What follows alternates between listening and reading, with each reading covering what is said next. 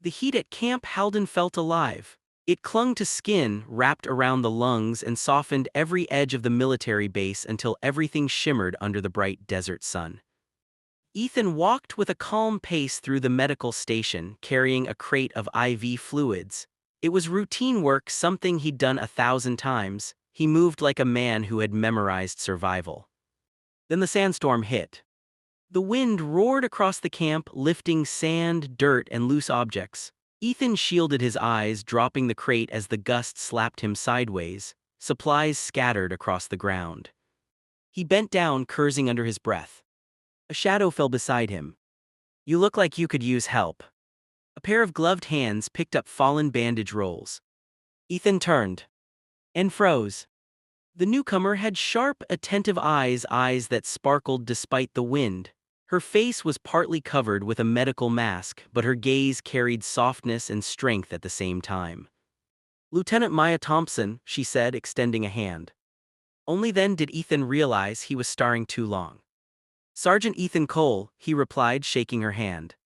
Her grip was solid, firm, confident. Their eyes met again, something warm flickered, a strange feeling Ethan had not felt in months. They finished picking up the scattered supplies and walked toward the tent. She fell into pace beside him naturally. "First day?" Ethan asked. "Just arrived, actually. I've been assigned to your team." Great, he thought. Now he had to look composed around a woman whose presence felt like a gentle storm. Inside the medical tent, Maya moved with quiet precision, unpacking her bags, checking instruments, arranging her workstation. Ethan found himself watching her more than he should. She noticed. "Something wrong?" she asked, raising a brow. He startled. "No, just making sure you settle in well." She tilted her head slightly, studying him. "You're different from how people described you." "Oh," Ethan asked, leaning against a table. "How do they describe me?" "Stoic, serious, a bit terrifying, big soldier energy." Ethan blinked, then let out a small laugh. "Terrifying me?" "Just a little," she teased. He shook his head. "You shouldn't listen to everything you hear." "I don't," she replied softly. "I prefer to see people myself." There was something meaningful in those words, something that made Ethan feel seen, for the first time in a long time. Over the next few days, Maya became a familiar sight in every corner of the camp.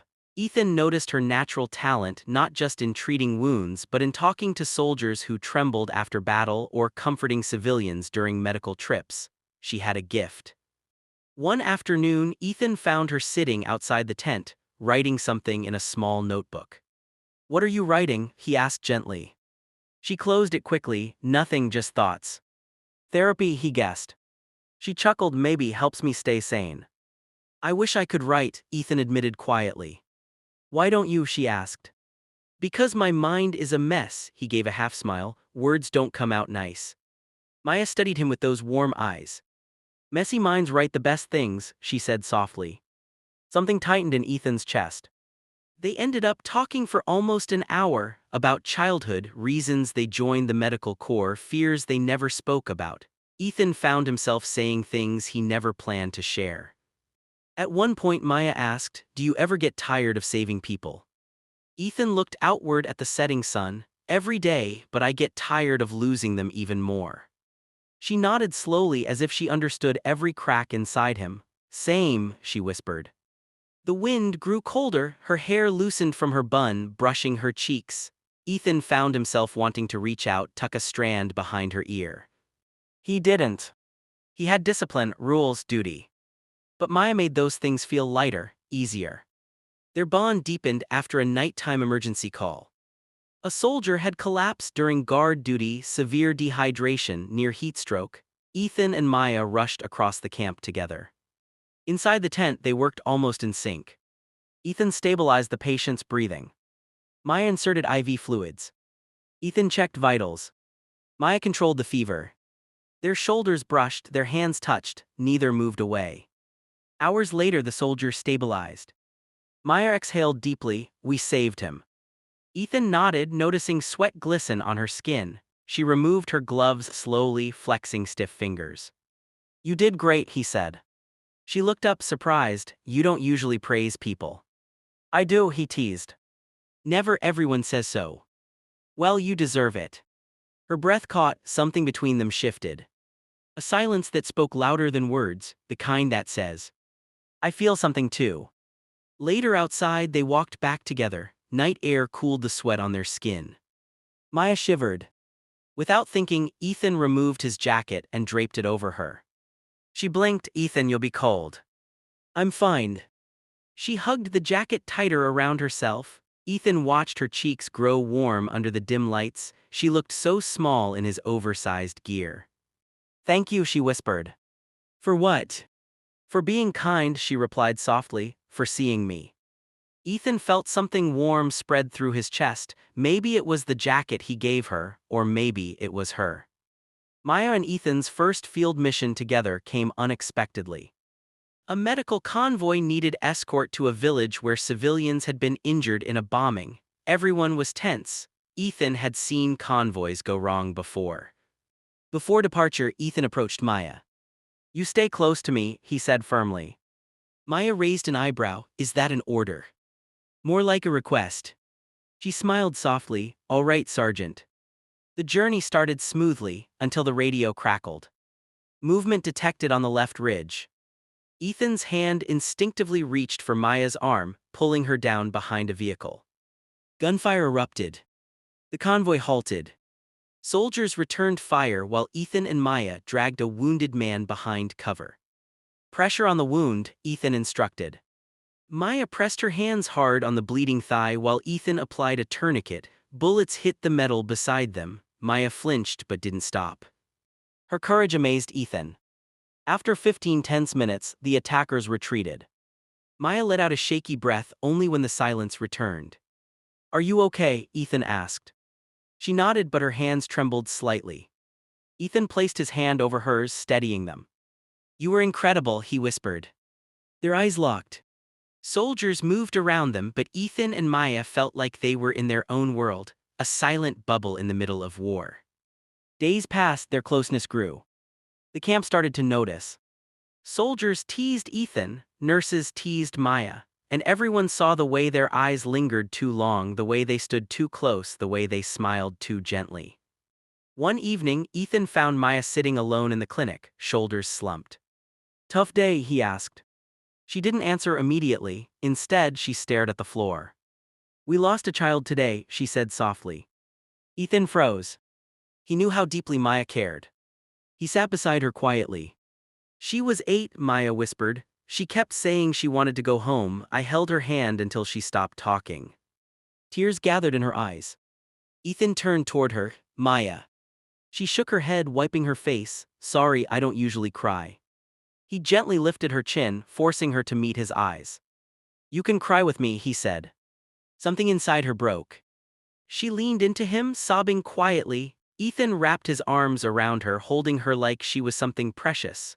Maya clung to his uniform, breathing in his warmth, his steadiness. It was the first time Ethan held someone not as a medic, but as a man. When she calmed, she pulled away, slightly embarrassed. Sorry, she murmured again. Don't apologize, Ethan said softly. Your heart is what makes you a great medic. Her eyes glistened. For a moment, they looked at each other with raw honesty. Ethan, she began. But before she could finish, the alarm sounded across the camp. Another emergency. Another mission. Another heartbreak postponed. The next day, Maya was assigned to a dangerous evacuation mission outside the wire.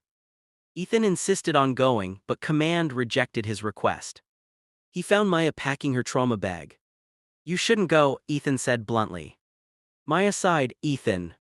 It's too dangerous. I'm a medic, danger is part of the job. He clenched his jaw. I have a bad feeling. She stopped packing and faced him fully. You worry too much, she said softly.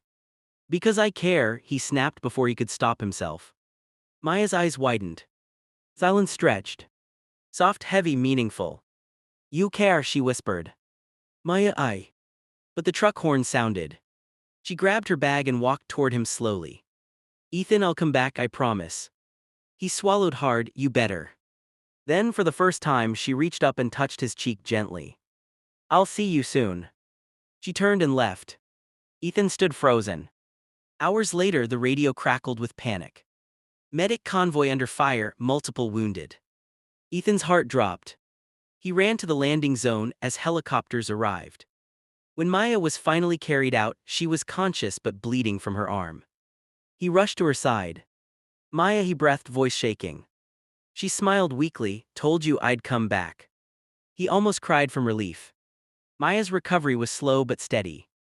Ethan spent every free moment beside her, reading to her, changing her bandages, even bringing her favorite tea he secretly learned how to make. One night while everyone slept, she whispered, "Why are you always here?" "Because I want to be," Ethan said. She smiled softly, "You make me feel safe." His heart stuttered. "You make me feel something I haven't felt in years," he admitted quietly. Their eyes locked in a stillness that felt sacred.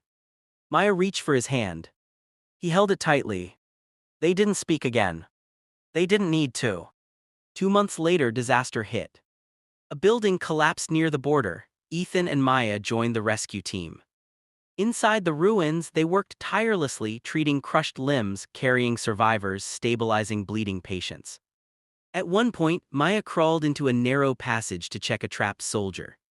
Ethan followed closely. Suddenly, crack. The ceiling groaned. A steel beam snapped. It fell directly toward Maya. Ethan didn't think. He dove. Shoved her aside. The beam crashed onto his shoulder with a sickening thud. Maya screamed, "ETHAN." His face twisted in pain, but he forced a smile. "You okay?" Tears streamed down her cheeks. "Don't talk, don't move, please." He breathed heavily. "I couldn't let it hit you." "Why?" she cried. "Because," he coughed, blood on his lips, "I'd die before I let anything happen to you." Her heart shattered. She pressed her forehead to his, shaking. "Don't you dare leave me," she whispered. Ethan survived the injury, but recovery took weeks. Maya stayed with him every step. She fed him, read to him, refused to sleep unless he slept first. Every time he winced, she felt pain. Every time he smiled, she felt warmth. One evening while Ethan slept, Maya sat quietly beside him. Her eyes traced the shape of his face, his jawline, his scars. She touched his hand gently. "I love you, Ethan Cole," she whispered, "more than I ever thought possible." He didn't wake, but he smiled in his sleep. When Ethan finally regained full strength, he pulled Maya aside one morning. "Maya, there's something I need to say." She stepped closer. "Me too." "You first," she said. He took her hands. "I love you," Ethan said. "I've loved you longer than I realized." Tears filled her eyes. "Ethan," she breathed, "I love you too." He cupped her face gently. Their foreheads touched. And then, they kissed. A kiss born from months of unspoken longing. Their world melted into that single moment. Their deployment ended soon after. When they boarded the plane home, Ethan took Maya's hand. She intertwined their fingers without hesitation.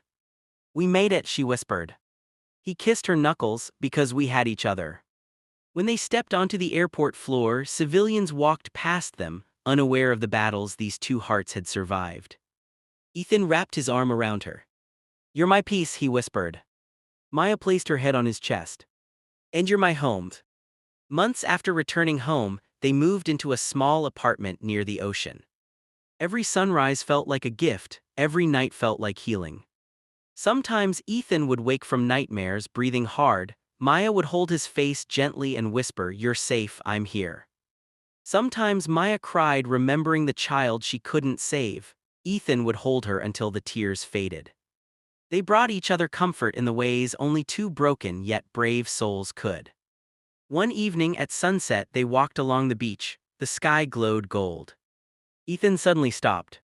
Maya turned confused until she saw him kneeling. Her heart skipped. "Maya Thompson," Ethan said softly, "you were my light in darkness, my strength in war, my calm in chaos, be my forever." Tears filled her eyes instantly. "Yes," she whispered, "yes, Ethan, forever." He slipped the ring onto her finger. She threw her arms around him. They kissed as waves washed over their feet. Two hearts. Two medics. Two souls scarred by war. Who found healing in each other. Under the same sky.